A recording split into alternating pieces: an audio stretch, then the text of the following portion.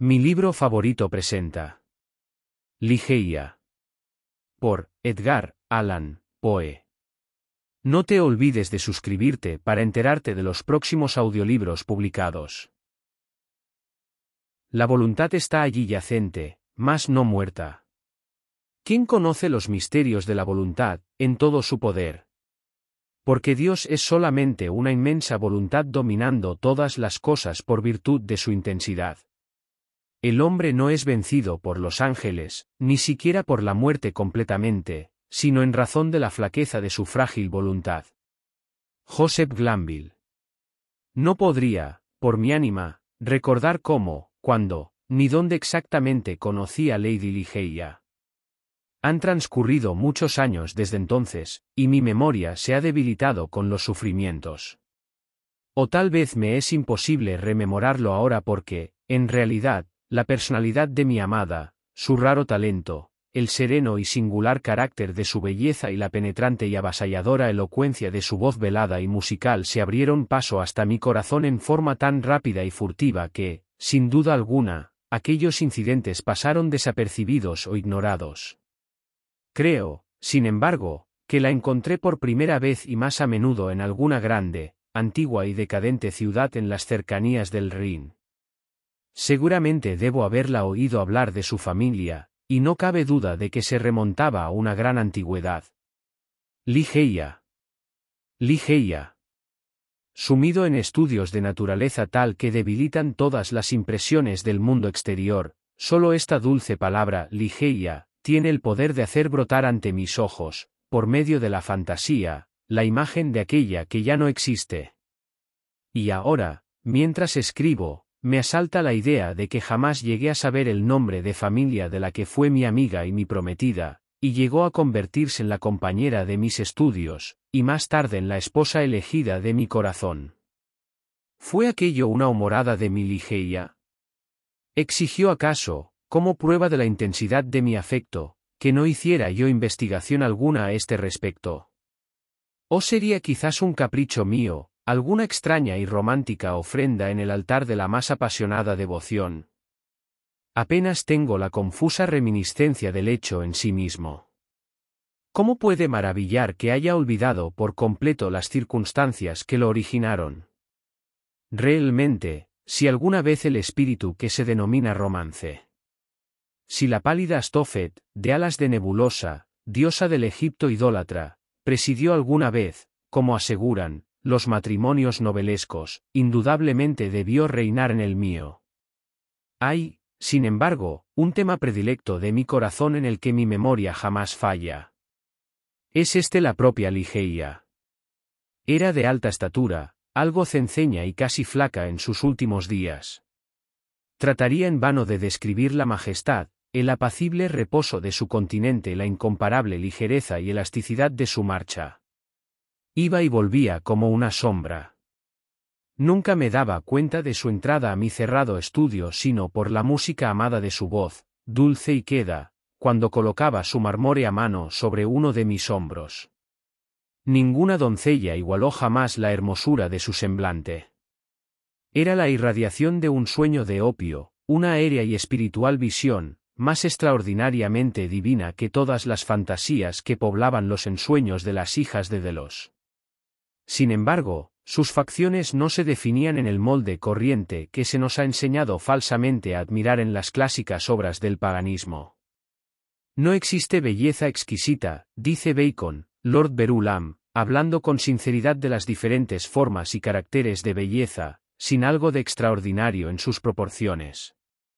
Así, aun cuando yo sabía que las facciones de Ligeia no eran de regularidad clásica, aun cuando podía percibir que su belleza era, en verdad, exquisita, y sentía mucho de extraordinario en ella, he procurado en vano descubrir en qué consistía la irregularidad y determinar mi percepción de lo extraordinario. Examinaba el contorno de la alta y pálida frente, era irreprochable, y cuán fría me parece esta palabra aplicada a su divina majestad. La piel rivalizando con el marfil más puro, la requerida amplitud y reposo, la encantadora prominencia cerca de las sienes, y luego, las trenzas color plumaje de cuervo, sedosas, abundantes y naturalmente rizadas, dignas del homérico epíteto de jacintianas. Miraba las delicadas líneas de la nariz, y solo en los graciosos medallones hebreos he observado semejante perfección. Tenían la misma frescura de superficie, idéntica tendencia aquilina apenas perceptible, las mismas ventanillas de curva armoniosa que dicen de la elevación del espíritu. Contemplaba la dulce boca. Allí se fijaba, en verdad, el triunfo de todo lo divino, la soberbia curva del labio superior, la suave y voluptuosa indolencia del inferior, los hoyuelos que regocijaban y el color que hablaba, los dientes resplandeciendo detrás con brillantez casi asombrosa y reflejando rayos de luz inmaculada en su sonrisa serena y plácida, a la par que incomparablemente radiante y embriagadora entre todas las sonrisas. Observaba la forma de la barba, y encontraba también aquí la suave amplitud, la dulzura y majestad, la redondez y espiritualidad de los griegos, y el contorno que el dios Apolo reveló solo en sueños a Cleómenes, el hijo del ateniense. Y enseguida penetraba en los grandes ojos de Ligeia. No había modelos de ojos en la remota antigüedad. Puede ser también que en aquellos ojos de mi amada residiera el secreto a que alude Lord Verulam. Eran, según creo, mucho más grandes que los ojos ordinarios de nuestra raza. Eran también más redondos que los más redondos entre los ojos de gacela de la tribu de Nourjahad.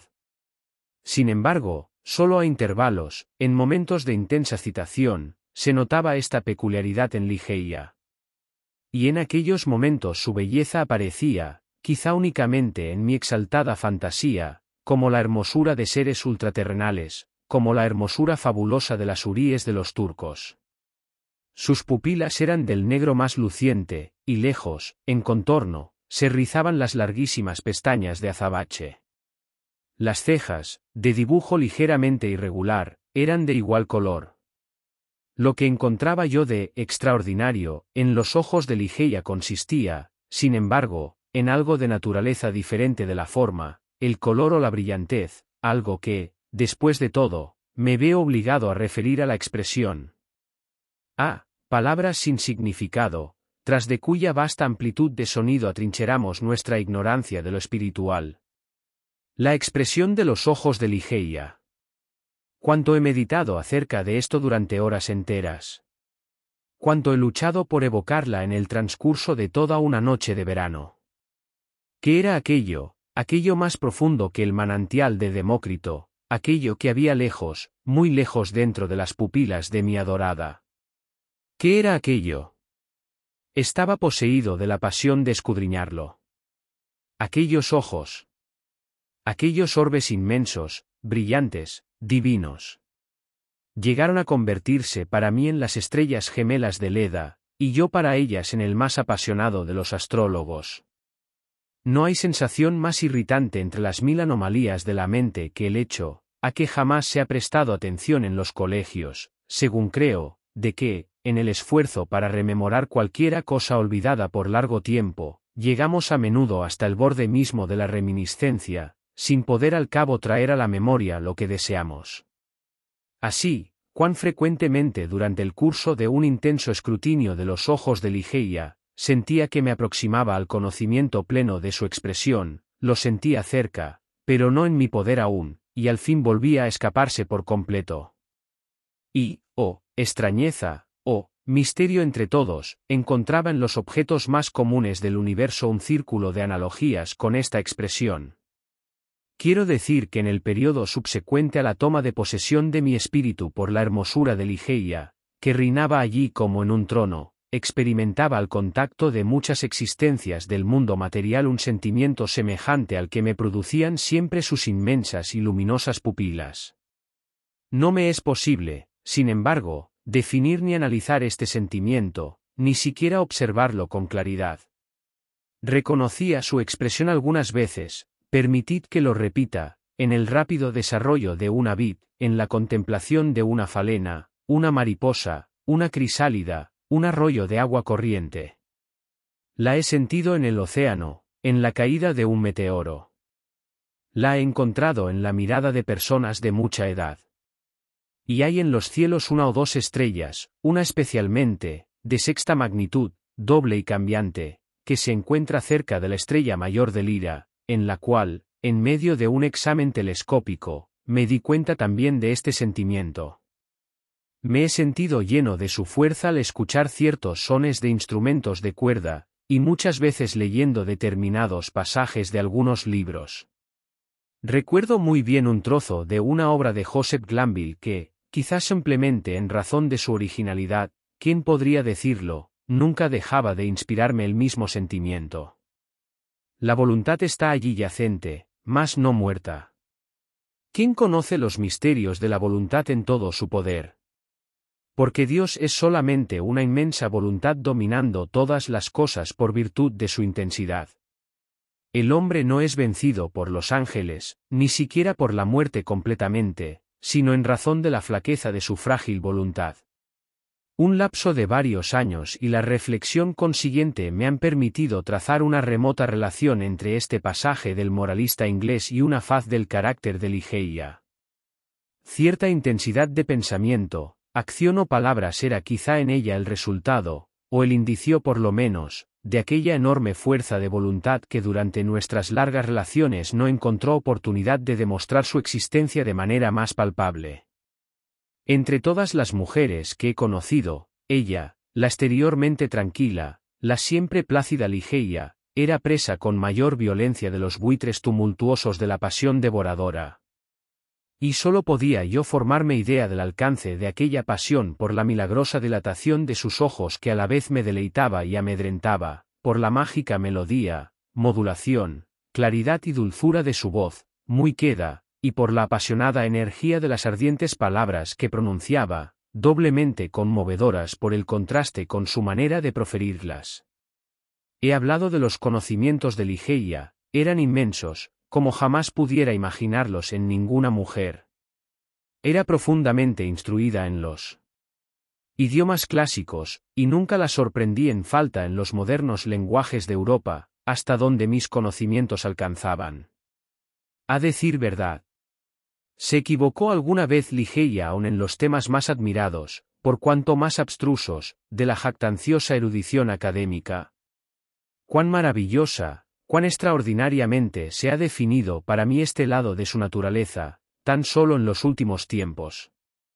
Decía que su saber era tan vasto como jamás pude suponerlo en una mujer, mas donde existe el hombre que, como ella, haya atravesado triunfalmente los vastos dominios de la ciencia moral, de la física y de las matemáticas.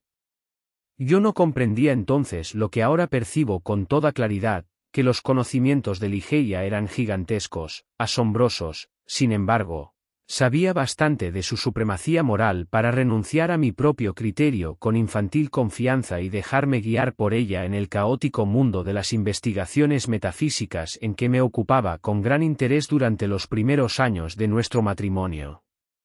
Con qué inmenso triunfo, con qué vívido deleite, con cuánto de todo aquello que es etéreo en la esperanza, sentía, al inclinarse ella sobre mí en los estudios, sin buscarla ni comprenderla, aquella deliciosa mirada dilatándose por grados ante mis ojos, y a través de cuyo largo, radiante y virgen sendero podría al fin alcanzar la meta de una sabiduría demasiado adorablemente preciosa para no estar vedada a los mortales.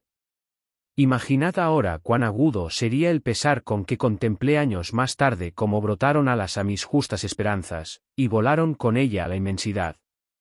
Sin Ligeia, yo era como un niño extraviado tentando en la obscuridad.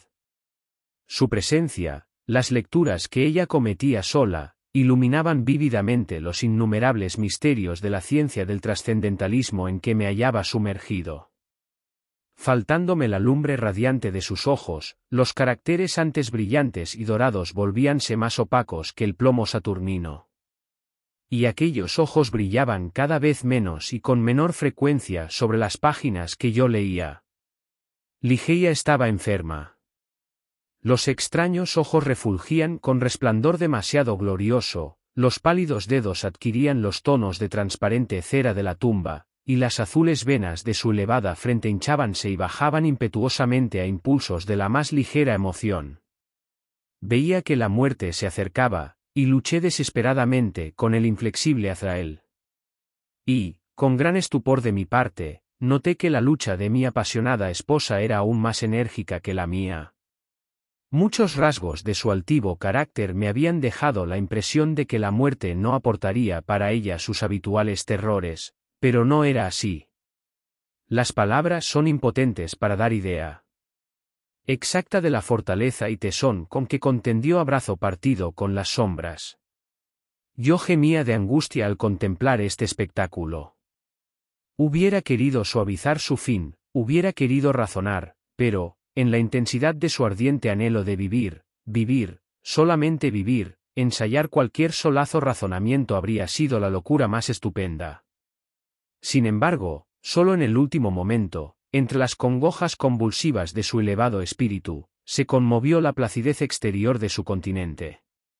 Su voz hizóse más y más débil, más y más velada, pero no quisiera recordar el extraño significado de aquellas palabras tan quedamente pronunciadas. Mi cerebro se extraviaba mientras escuchaba extasiado una melodía sobrenatural, hipótesis y aspiraciones que jamás conoció antes la humanidad. No podía dudar de que Ligeia me amaba, y era fácil comprender que en un corazón como el suyo el amor debía reinar con pasión extraordinaria. Pero solo en su muerte me impresionó plenamente la fuerza de su sentimiento. Oprimía mis manos durante largas horas y desplegaba ante mí los tesoros de su alma, que eran ya idolatría más que apasionada devoción. ¿Qué había hecho yo para merecer la bendición de tales confesiones? ¿Y qué había hecho para merecer el anatema de perder a mi adorada en la hora misma de recibirlas? No puedo soportar detenerme más tiempo en este tema.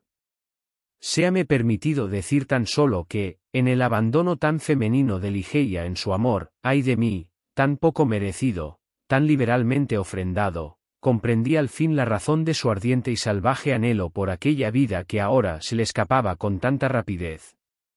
Esta violenta aspiración, este extraordinario deseo de vivir, solamente vivir, es lo que me encuentro incapaz de describir, no tengo frases suficientes para expresarlo.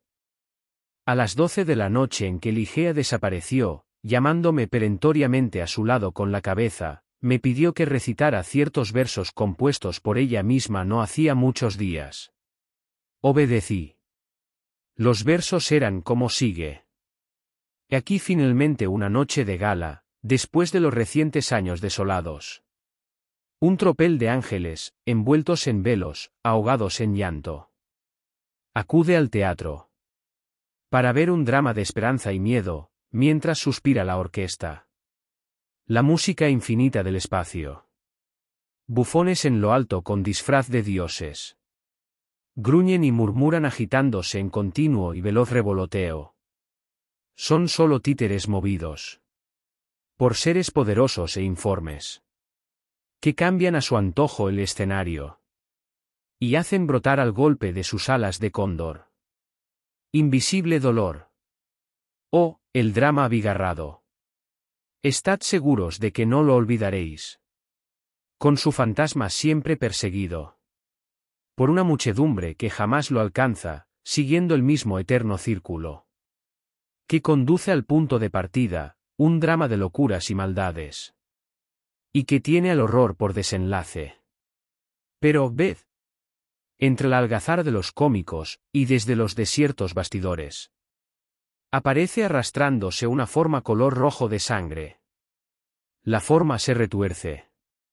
Se retuerce devorando a los bufones que padecen angustias espantosas, y los querubes lloran ante el monstruo que se goza en sangre humana. Apáganse las luces.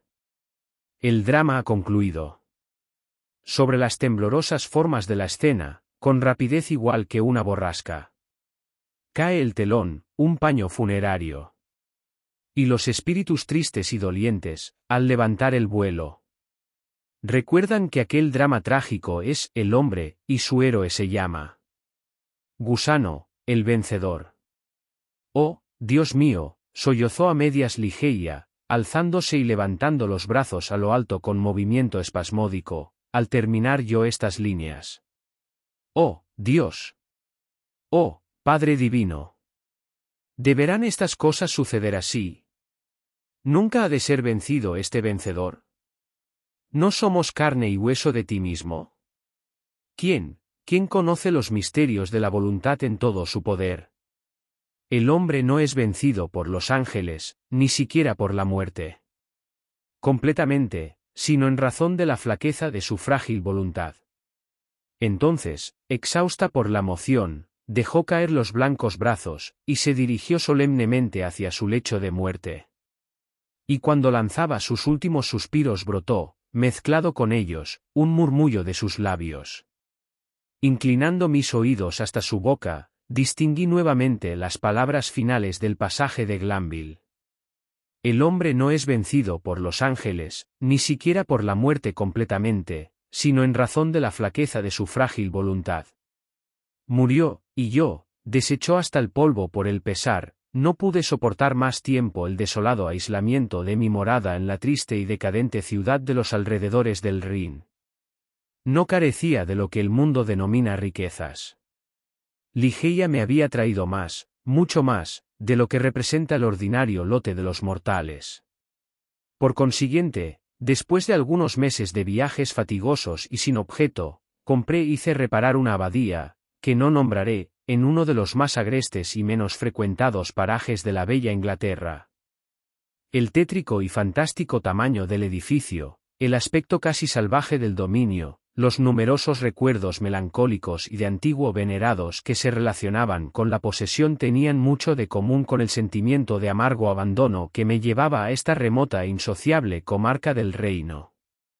Sin embargo, aun cuando el exterior de la abadía, con su marchito verdor colgando por todas partes, sufrió pequeña alteración, me complací, con una especie de perversidad infantil, y tal vez con la débil esperanza de aliviar mis pesares, en desplegar en el interior una magnificencia casi regia.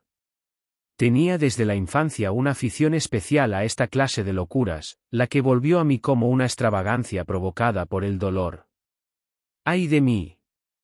Comprendo ahora cuánto había de incipiente insania en el derroche de aquellas exquisitas y fantásticas draperías, en las solemnes esculturas egipcias, en la original mueblería y cornisas, en los recamados bizarros diseños de los tapices de oro. Había llegado a esclavizarme por completo en los lazos del opio, y mis obras y mis órdenes tomaban el colorido de mis sueños. Mas no debo detenerme a detallar tales absurdos.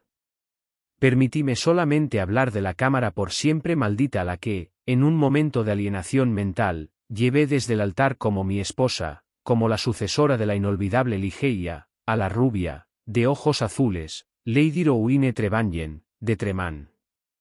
No existe la más pequeña parte de la arquitectura y decoración de aquella cámara que no esté ahora visible ante mis ojos. ¿Dónde estaban las almas de los altivos antepasados de la familia de mi novia, cuando por su ansia de oro permitieron atravesar el umbral de una habitación, decorada en tal manera, a una doncella, su hija muy amada? He dicho que recuerdo minuciosamente los detalles de aquella cámara, aunque olvido en forma deplorable los asuntos de mayor entidad, a pesar de que no había estilo especial ni conexión alguna en su caprichoso arreglo, que pudiera contribuir a que se conserve en la memoria. La habitación, situada en una alta torrecilla del castillo de la abadía, era de forma pentagonal y de gran tamaño.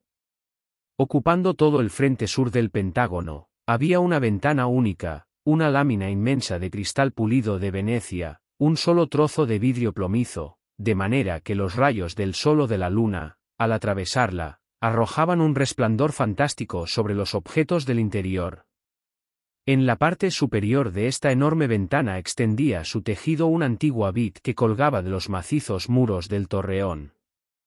El techo, de tétrico roble, era excesivamente alto, abovedado y primorosamente esculpido con los tipos más extravagantes y grotescos de un estilo mitad gótico, mitad druídico. Del dibujo central de esta sombría cúpula pendía, de una cadena de oro de largos eslabones, un inmenso incensario del mismo metal, de modelo sarraceno, y con muchas perforaciones combinadas en tal forma que oscilaba dentro y fuera de ellas, como dotada de serpentina vitalidad, una continua sucesión de fuegos de colores. Divanes orientales y candelabros dorados veíanse por varios lados, y había también un lecho, el lecho nupcial, de sólido ébano esculpido, ejemplar indio, muy bajo, y con un dosel semejando una urna funeraria. En cada uno de los ángulos del cuarto se levantaba un gigantesco sarcófago de negro granito, extraído de las tumbas de los reyes frente a Luxor, y con su antigua cubierta exornada de esculturas de tiempo inmemorial. Pero en la tapicería de la cámara, sobre todo, se mostraba, ay de mí, la fantasía capital de todo aquello. Los elevados muros, de altura gigantesca y casi desproporcionada, estaban revestidos de arriba abajo en amplios pliegues de una tapicería pesada y casi sólida, del mismo tejido que descollaba como alfombra en el pavimento, como cubierta en los divanes y en el lecho de ébano, como drapería en el dosel y como magníficas volutas en las cortinas que cubrían parcialmente la ventana. El tejido era de la más rica tela de oro. Estaba salpicado por todas partes, a intervalos irregulares, de arabescos de un pie de diámetro, laborados sobre la tela en dibujos del más puro negro de azabache. Pero aquellas figuras ostentaban su verdadero estilo arabesco solamente cuando se las contemplaba, desde cierta línea visual. Por una disposición bastante generalizada ahora, pero que se remonta a un periodo de gran antigüedad, se las había dotado de aspecto cambiante. Para el que entraba en la habitación tenían simplemente la apariencia de monstruosidades, pero, al avanzar un poco más, su forma cambiaba gradualmente, y paso a paso, al dar la vuelta en la cámara, veíase rodeado el visitante de una sucesión interminable de los horrendos fantasmas que pueblan las supersticiones normandas, o que toman cuerpo en los ensueños infernales de los monjes. El efecto fantástico se acrecentaba con la introducción de una corriente de aire artificial detrás de las draperías, que prestaba al conjunto lúgubre e inquietadora animación. En salones semejantes, en cámara nupcial como la que acabo de describir, pasé con la castellana de Tremán las impías horas del primer mes de matrimonio, horas que transcurrieron sin mayores perturbaciones. No pude dejar de apercibirme, sin embargo, de que mi mujer temía los fieros impulsos de mi carácter, que me amaba poco, y trataba de esquivarme, pero esto me produjo más bien placer que cualquier otro sentimiento. La detestaba con odio demoníaco más que humano. Mi memoria retrocedía, con cuánta intensidad de pesar, a Ligeia, la bien amada, la augusta, la bella, la desaparecida. Gozaba con las reminiscencias de su pureza, su erudición, su elevación de espíritu, su naturaleza etérea, su apasionado e idolátrico amor. Y entonces ardía mi espíritu plena y libremente con fuego mayor aún que el que a ella la consumía. En la exaltación de mis sueños de opio, porque habitualmente estaba sumido en los efectos de esta substancia, llamábala en voz alta por su nombre en el silencio de la noche, o en los lugares más recónditos del valle durante el día, como si por medio de mi salvaje anhelo, de la pasión solemne, del ardor nostálgico que me consumía por la muerta, pudiera yo volverla a la senda que había abandonado sobre la tierra. Ah, era posible que esto fuera para siempre. Al iniciarse el segundo mes de matrimonio, Lady Rowena se sintió atacada de repentino malestar, del cual se recobraba con lentitud. La fiebre que la consumía hacía sus noches intranquilas, y en su inconsciente estado de media vigilia, hablaba de ruidos, de movimientos dentro y alrededor de la cámara de la torrecilla, lo cual deduje yo que no tenía otro origen que el desarreglo de su mente o quizá la influencia fantasmagórica de la misma habitación. Al fin entró en convalecencia, luego se restableció por completo. Pero, apenas hubo transcurrido un breve periodo, un nuevo acceso, más violento que el primero, la arrojó de nuevo en el lecho del dolor, y de este segundo ataque nunca llegó a recobrarse su constitución, débil en todo tiempo. Su enfermedad asumió desde entonces caracteres alarmantes y la más severa persistencia, desafiando la ciencia y los desvelos de los médicos. Con la exacerbación del malestar crónico que la quejaba, y que aparentemente había dominado su naturaleza hasta el punto de que era imposible combatirlo con medios humanos, observé también una exacerbación análoga en la irritación nerviosa de su temperamento, y en su excitabilidad por causas triviales de temor. Habló de nuevo, ahora más a menudo y con mayor insistencia, de ruidos, ligeros ruidos, y del movimiento inusitado de las draperías, a que había aludido anteriormente. Una noche, a fines de septiembre, propuso a mi atención este angustioso tema con más énfasis aún de lo acostumbrado. Acababa de despertar de un sueño agitado, durante el cual estuve espiando, con sentimiento mezcla de ansiedad y de temor, los efectos que se retrataban en su adelgazado semblante. Sentéme al lado del lecho de ébano, sobre uno de los divanes de la India. Ella se enderezó a medias y habló, en ardiente murmullo, de los sonidos que en aquel mismo instante oía, pero que yo no podía escuchar, de los movimientos que ella veía, pero que yo no podía percibir. El aire soplaba fuertemente detrás de las draperías y quise demostrarle algo que, dejadme confesarlo, yo mismo no creía por completo, que aquellos suspiros inarticulados y aquellas suaves variaciones de las figuras sobre el muro no eran sino los efectos naturales y ordinarios de las ráfagas de aire. Pero una palidez mortal, extendiéndose sobre su rostro, vino a probarme que eran infructuosos mis esfuerzos para tranquilizarla. Parecía que estaba a punto de desfallecer, y no había criados al alcance de la voz. Recordé el sitio donde se había depositado una ánfora de vino ligero ordenado por los médicos, y me apresuré a atravesar el aposento para procurárselo. Pero, al detenerme debajo de la luz del incensario, dos circunstancias de naturaleza sorprendente atrajeron mi atención. Sentí que algún objeto palpable, aunque invisible, había pasado ligeramente cerca de mí, y observé sobre la dorada alfombra, en el centro precisamente del resplandor suntuoso del incensario, una sombra débil, vaga, angelical, algo semejante a lo que podría definirse como la sombra de una sombra. Pero yo estaba aturdido con los efectos de una dosis exagerada de opio y no me preocupé de estas cosas, ni hablé de ellas a Rowena. Habiendo encontrado el vino, crucé de nuevo la habitación, llené una copa y la aproximé a los labios de la desfalleciente señora. Habíase recobrado un tanto, sin embargo, y cogió ella misma el vaso, mientras yo me hundía en un diván cercano con los ojos fijos en su semblante. En este momento oí distintamente un paso ligero sobre la alfombra y cerca del lecho, y un segundo después, en el acto en que Rowena levantaba la copa hasta sus labios, vi, o quizás soñé que veía, vi caer dentro del recipiente, como de algún surtidor invisible en la atmósfera del cuarto, 3 o 4 grandes gotas de un líquido brillante color de rubí. Si yo vi esto, no lo vio Rowena. Bebió el vino sin vacilar, y yo me abstuve de hablarle de este incidente que, bien considerado, debe haber sido únicamente el resultado de una exaltada fantasía, en mórbida actividad por el terror de la dama, por el opio y por la hora.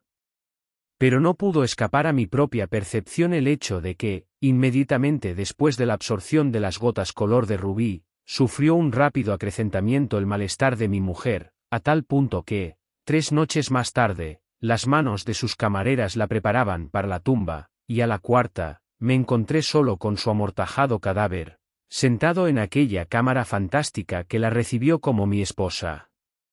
Extravagantes visiones, engendradas por el opio, revoloteaban como sombras a mi alrededor.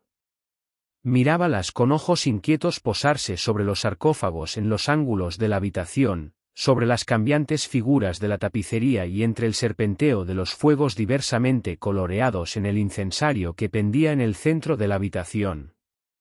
Mis miradas se dirigieron entonces, recordando los incidentes de una de las noches anteriores, al espacio debajo de los rayos del incensario, donde había percibido el débil reflejo de una sombra.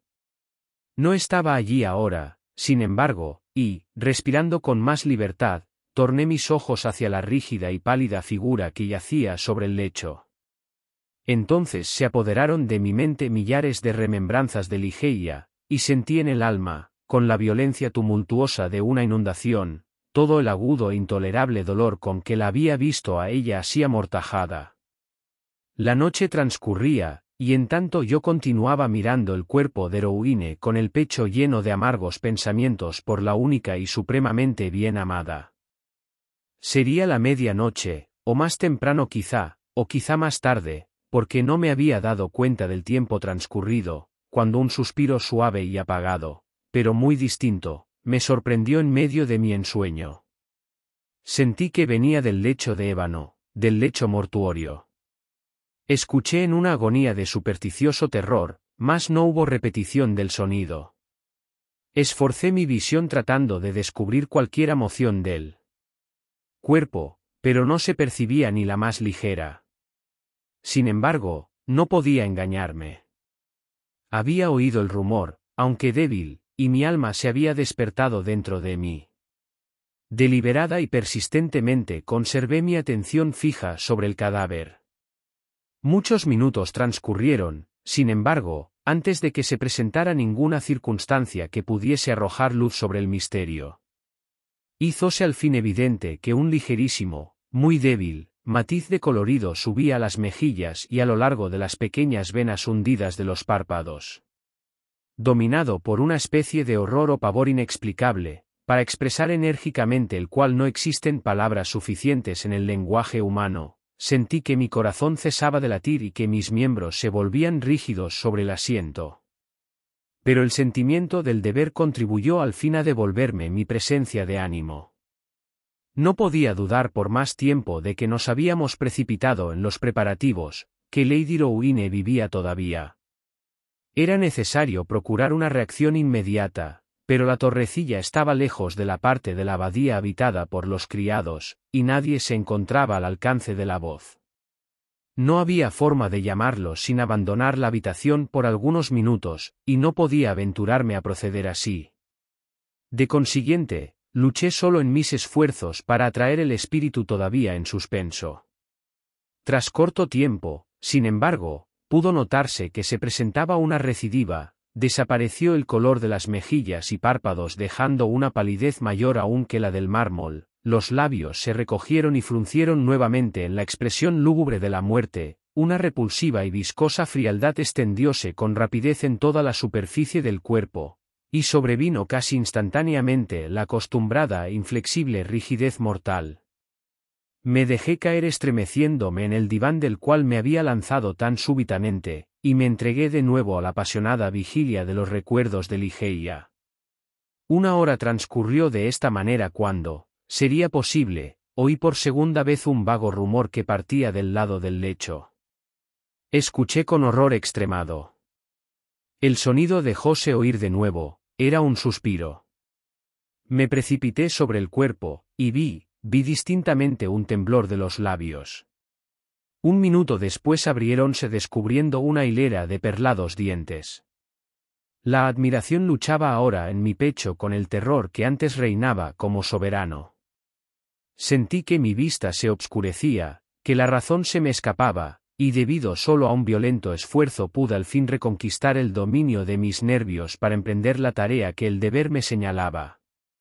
Mostrábase ahora una especie de brillo parcial sobre la frente, las mejillas y la garganta, un calor perceptible se apoderaba del cuerpo, y dejábase sentir así mismo un ligero latido del corazón. La dama vivía, y con ardor redoblado me dediqué a la labor de resucitarla. Golpeé y humedecí sus sienes y sus manos, e hice uso de todos los medios que la experiencia y mis frecuentes lecturas sobre medicina pudieron sugerirme. Pero en vano. Súbitamente el color se desvaneció, cesaron las pulsaciones, reasumieron los labios la expresión de la muerte, y un instante después el cuerpo tomó la helada viscosidad, el color lívido, la rigidez intensa, la depresión de las líneas y todas las horrendas peculiaridades del que hubiera sido durante varios días un huésped de la tumba.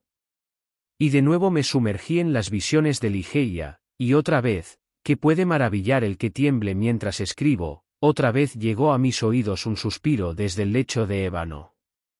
Mas, ¿por qué detallar minuciosamente los horrores indecibles de aquella noche?